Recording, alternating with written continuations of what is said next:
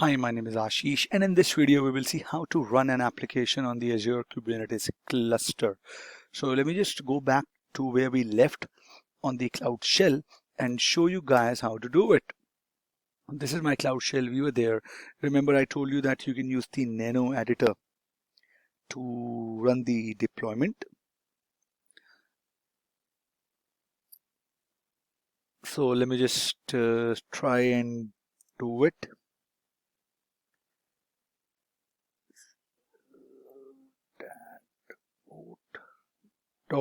.yaml. Okay, now I will do Control O here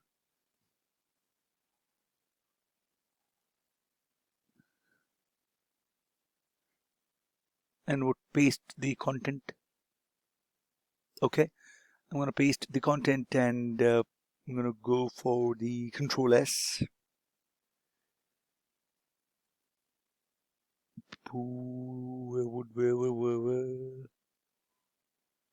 Let me see.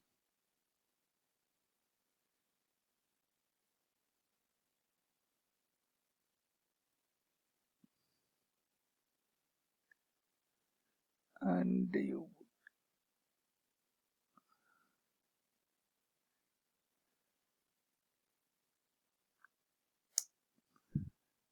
Control O.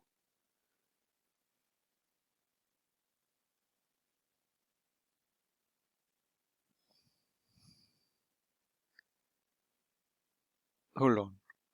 So I am getting an error in the parsing. Not able. I'm getting the parsing error in this deployment, but I'm using the sandbox environment still. I'm using, see, I'm getting the parsing error. So you get the idea.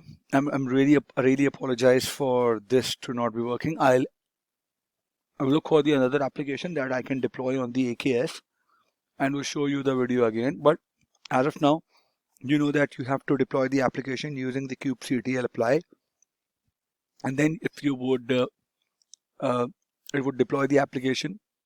And for the testing, you would use kubectl get service and the name of your application. So you would see the front external IP for the Azure application. It may be pending initially, but it would come up. And so when the external IP address changed from pending to an actual IP address, you would use Control C to stop the kubectl watch process, and you would see that when the external IP is assigned, when you will open that in the browser, you would get the application that would be running on your AKS cluster. So I hope you got the idea. If you want more details, please feel free to look for the Azure documentation, and I'll see you guys in the next video. Thank you. Bye-bye.